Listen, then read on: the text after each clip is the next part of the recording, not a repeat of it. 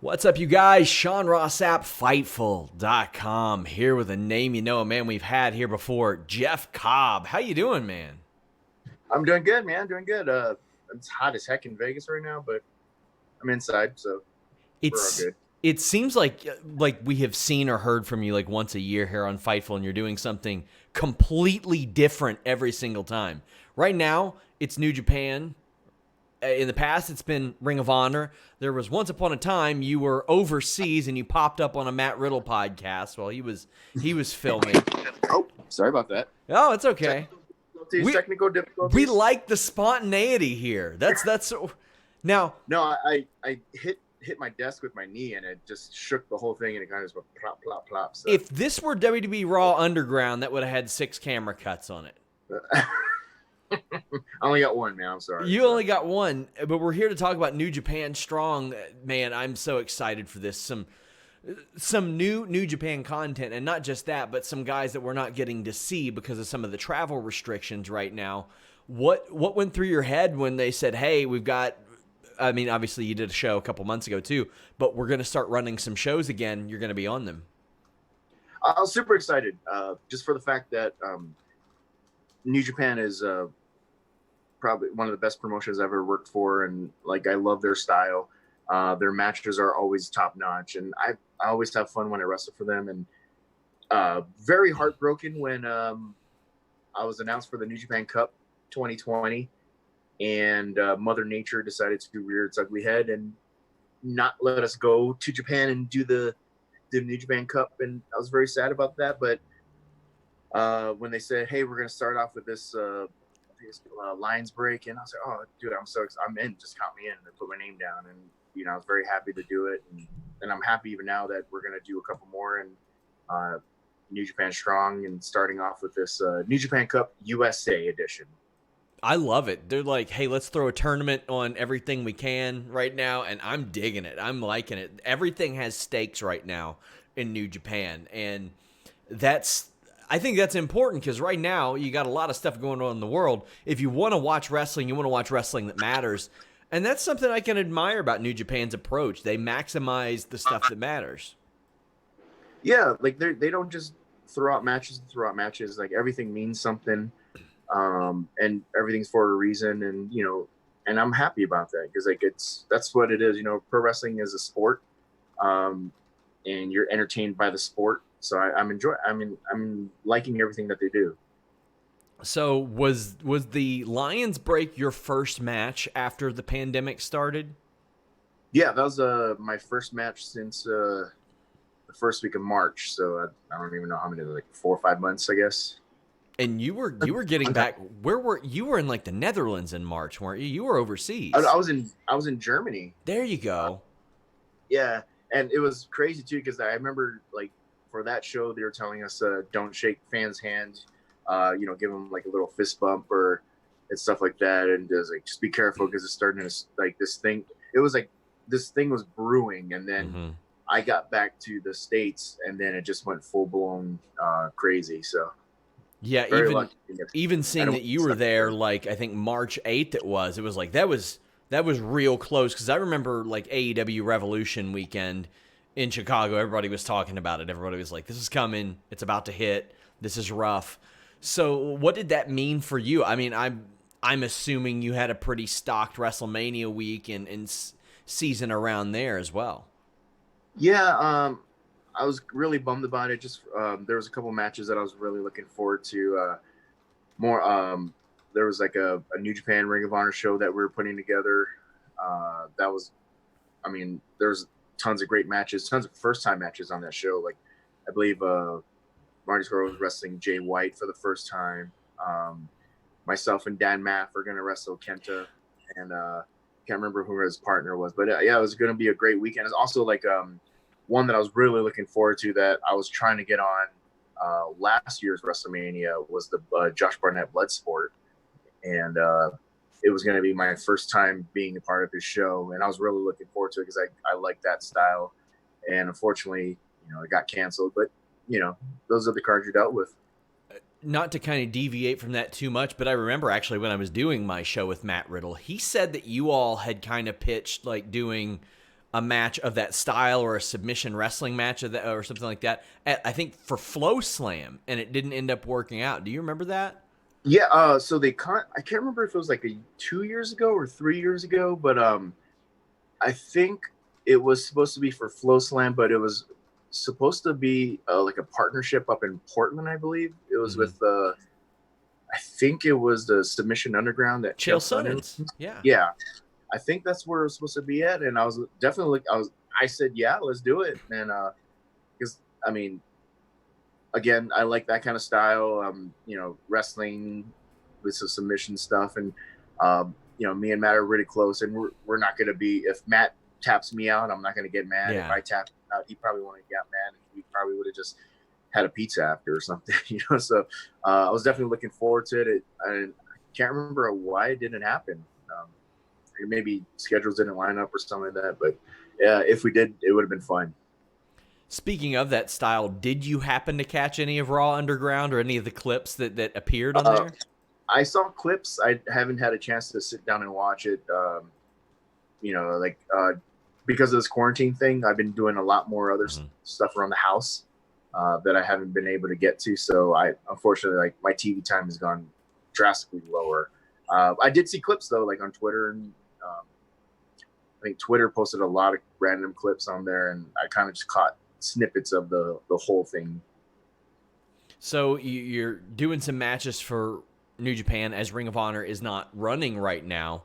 I remember, I think it was earlier this year, you said you were kind of working without a contract. You didn't want a deal, but I think you did an interview last week and you had kind of mentioned yeah, I was supposed to have a deal somewhere or did sign a deal, but COVID messed that up. What exactly went down there with your contract status? Because you're an in-demand guy, obviously. You've missed effectively 5 months out of the year, but you've still wrestled in 4 or 5 different countries for AEW, for Ring of Honor, for New Japan. That's not something a lot of people have the privilege of doing, even through all this. Yeah, it's fun. There was a point, I think it was maybe right around that AEW time, those appearances, I definitely felt like a new girl in school, because everybody was trying to court me, giving flowers and little chocolates and little love notes and stuff, and it felt so cool to be wanted like that. But yeah, it was a weird time. It was a great time, and I didn't really. I don't think I did, but some people put out. Oh God, there goes again. Sorry about that. Sorry. I'm here for this. My foot is definitely hitting stuff, but anyways, are we good now? Yeah, we're good. Okay. So yeah, going back to that, it definitely felt cool to be wanted, and yeah, it was great to just show up on random things. I think I wrestled in Atlanta for 3 major promotions in the span of a month. So I thought it was pretty cool, man. Yeah. You don't see a lot of people getting to do that. A few years ago, maybe 4 or 5 years ago, Samoa Joe did it. He was a little bit of everywhere, and WWE is oh, we don't need to sign you to a contract. Then he wrestles for Ring of Honor, and they're oh, hey, we need to sign you to a contract now. Because well, I guess that's history repeating itself, Samoa Joe and then Hawaiian Jeff. So yeah, so I mean, I think if you wanted to reveal where you were signed or where that was going, you probably would have done that by now. How does that affect your dealings with other companies? Do you still have people reaching out to you from these companies saying, "Hey, what's your contract status? Can we bring you in?" I did right before the pandemic hit, but now because of travel restrictions and travel bans and whatnot, it's kind of just been at a normal. I think every company's kind of just doing their own thing right now, and I don't know if treading water is a good term, but everybody just kind of stagnant right now, trying to figure out what's going on, and yeah, that's the crazy thing. Nobody really knows what's going on. So, but I think some places I was seeing about, about maybe a month ago, that New Japan in Japan are starting to have some fans, a third of the capacity of the buildings, and I think that's super cool. They're definitely going in the right direction, not just for professional wrestling, because I know other companies in Japan are doing some fans, and I think that's super cool. Like, and like I said, like I mentioned, like they're doing the steps that are necessary to get back to quote unquote normalcy, I guess. We were talking about New Japan Strong. I mean, this is not a ragtag group of wrestlers that they're throwing on a show here. You got yourself, Kenta, Tama Tonga, Brody King, David Finlay. Like, these are some of the big names that cannot happen to make it over there. I mean, even you got a name from Japan in Kenta who just happens to be here. Like, what were you expecting going into this? Did you know like who was going to be available, or did you question that? What were your thoughts? Well, for me, I knew I just going to like off the top of my head trying to figure out who's in New Japan that lives in America. Yeah. And like, all right, this is cool. Okay, so I was kind of doing like math in my head. So I had a good rough draft idea of who was coming in. But then it kind of really hit me when they released the brackets, and I was like, oh, this is gonna be good. So I was really excited about that, and and I think after Friday, definitely the fans are excited about it as well. And I know that Rocky Romero told Carlos Toro that the time slot really benefited them because it was right after SmackDown, Friday night. New Japan's used to a Friday night time slot because of their time with Access, but also they're getting Japanese fans that are watching the following morning in over there. So it's a really versatile bracket. I guess I was kind of surprised. I hadn't even thought of it and thought, oh yeah, Kenta, he would live over here now after his time in WWE. But that's a great one to have in there too, and that's a matchup, like, quite frankly, I'm looking forward to. Oh yeah, so am I. I mean, I tend to wrestle a very physical style, and I like that kind of style. Like, I don't mind hitting people, and I don't mind getting. And I think this past year, like with Kenta coming to New Japan, I feel like it's like kind of like a fresher breath air for him, because it seems like he's back to his old, like when he was in Noah, like his old ways. Like he's definitely has this like a little pep in his step, or pep in his kicks, I guess, if you will.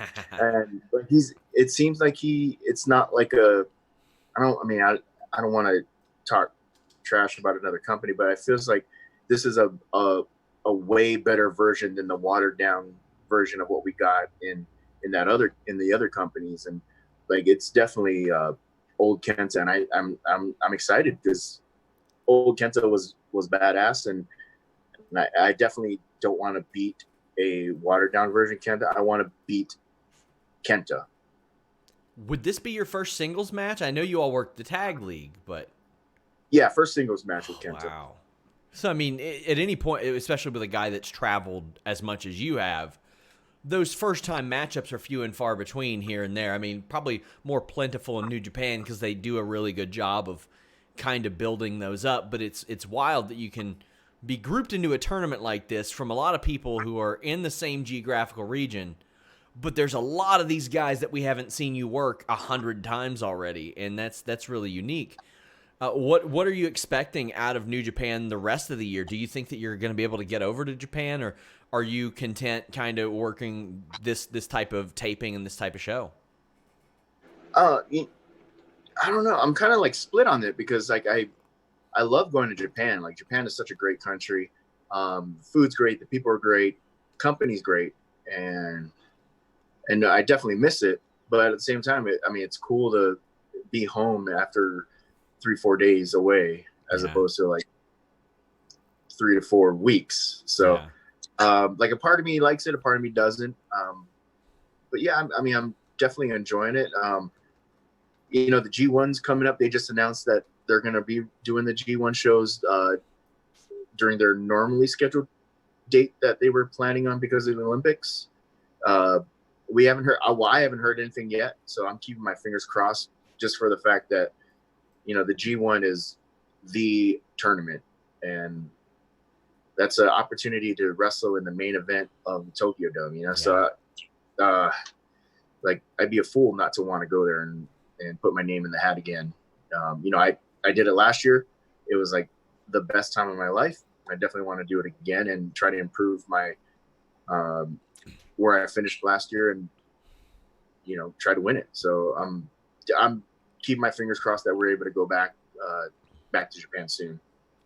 You've been in 2 companies that have experienced some regime changes. Obviously, Harold May taking over New Japan, and then in Ring of Honor, a shuffling of things with Marty Scurll kind of emerging there. What kind of changes have you seen respectively in each one of those during that time? I think for the New Japan side, it's been great as well. Like, I mean, it was great before, and it's getting even better now. So I think even in Ring of Honor, like it definitely I don't know, like not a breath of fresh air, but it was you can kind of see a little bit difference. So and both companies have been going on the upward track. So I think it's been a good thing, and sometimes you need a little shakeup, if you will. Mm-hmm. And I mean, I don't want to turn this into a knocking other companies, but like you've seen in other companies where they don't really have a shakeup, and it's been kind of stagnant. So I think New Japan and Ring of Honor are definitely going in the right direction. If you want to bury other companies, that's fine. I'm okay with that. No. Just like, I definitely don't. I'm not that guy. I'm all for it. I'm all for it. I won't make it a headline. I won't run with it. I won't do anything like that. Yeah, but we're recording, so there's a paper trail, if you will. Yeah, fair point. So someone can hack into your stuff, and that's okay. You did pop up I'll save it for when I retire. Okay. Yeah. I admire that. You did pop up in AEW. They very clearly liked you. You seemed like you had a good experience there. I think at one time it was rumored that you had some appearances left, but obviously you didn't appear anymore. How is that relationship with AEW for you? I'd like to think it was a good relationship while we were there. I haven't heard any negativity on their side, and like I mentioned, I've seen a majority, or about 90%, maybe 95% of the roster on a regular basis for like the past couple of years. So I mean, I feel like we had a good relationship. Definitely traveling to Florida at this time is not on my to-do list, I guess, or my priority list. Not because of them, but just because of what's going around in Florida, and I'm trying to stay away from that kind of stuff. I don't blame you. Yeah. Sorry, Florida. I don't blame you. I mean, it's a mess down there, and I think that they've done a fantastic job at preventing, AEW specifically, at preventing what they can, and obviously New Japan is doing things in the safe way as well. The safe way is wrestling with no fans, and I mean, anybody who's wrestled an independent show has wrestled some sparsely attended events, but this is one where it was intended no fans are going to be there, etc. How was that for you going into that type of environment, knowing, hey, I got nobody to work to? It was a little weird. Being in the ring and wrestling in front of fans and feeding off of their emotions and reactions are definitely a huge part of the professional wrestlers, I feel. And it definitely helps me out. Like, like if I'm getting my head kicked in from KENTA, if the fans are starting to cheer for me, then it's making me want to fight more and definitely get it back and throw KENTA across the ring. And it's definitely, it helps out the boos and the cheers and the yays or whatever. And I definitely miss that, but it'll return eventually. And it was a little rough, don't get me wrong, because things hurt a little bit more without the fans there. And but nothing a bucket of ice can't cure. What's the hardest you've been hit in wrestling so far? Oh geez, I don't know. That might be the reason you don't know. You might not remember now. Yeah, I don't know. Like I don't know. Zack Sabre kicks pretty darn hard. See, and a lot of people wouldn't expect that because he's more of a wiry guy. And I'm like, man, there are lots of athletes that are built like that. Anderson Silva was a thin guy, and he would knock the crap out of people. I mean, I don't know if Zach played soccer growing up, but it felt like he did. But yeah, no, I mean, yeah, I don't know. I mean, you kind of just comes with the territory. Yeah. So you don't complain too much, I guess. So as this pandemic started, not as it started, but about a month before, New Japan had done that tour of, I think, Florida, Tennessee, North Carolina, as you mentioned, Atlanta, and you were doing pretty well there. You were winning every single night. How did that affect you, seeing that obviously they had this huge confidence in you, and now it's like, man, I can't even wrestle for a while now? Yeah, I mean, it was pretty, because I was definitely trying to carry that momentum into the New Japan Cup. Yeah. And unfortunately, the world happened. So yeah.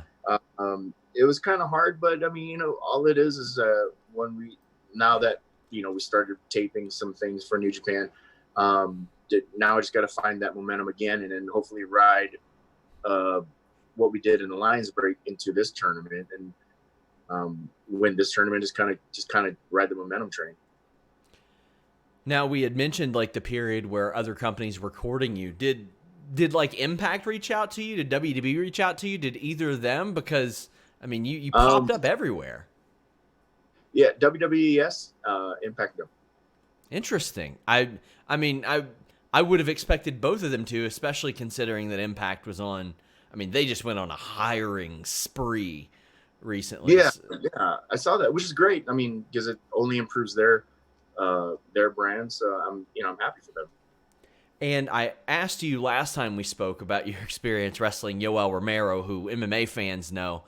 But you had an extensive amateur wrestling career, obviously. Did you come across any other eventual pro wrestlers? Like, I would talk to Gerald Harris, a UFC veteran, and he was like, yeah, I ended up wrestling Dolph Ziggler when I was as an amateur. Like, you never know who you'll come across. Not pro wrestlers, more so like MMA fighters, but not pro wrestlers, unfortunately. Any that stick out to you that you ended up either wrestling or maybe even just running into?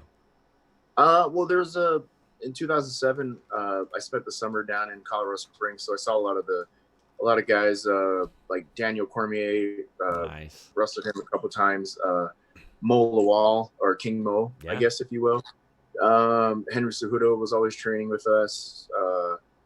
So, I mean, those are, I guess, the bigger names, I guess, if you will. Three guys who will probably have something to do with pro wrestling before it's all said and done. WWE tried to recruit Henry Cejudo. I don't know if you knew that, but they wanted him real bad. They, like, Vince, I guess, wanted him as his Mighty Mouse character, which is kind of funny that he ended up going on to feud with a guy whose name was Mighty Mouse in the UFC. Yeah.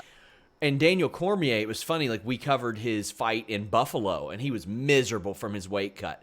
But as soon as one of our reporters started to talk about WrestleMania, his face lit up, and he was talking like live event numbers and gate numbers, and it was so wild to see that. And of course, we've seen King Mo in pro wrestling multiple times.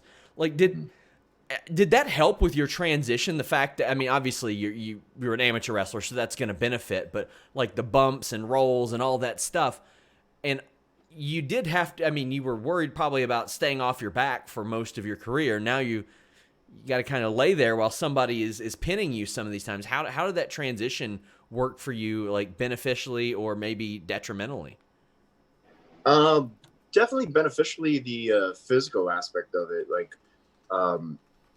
when I started training to be a professional wrestler, I was just coming off of my college season, or my senior year college season. So I was in probably the best shape of my life at the time. So, like, oh, hey, we're going to do a mile run to warm up. Like, all right, cool.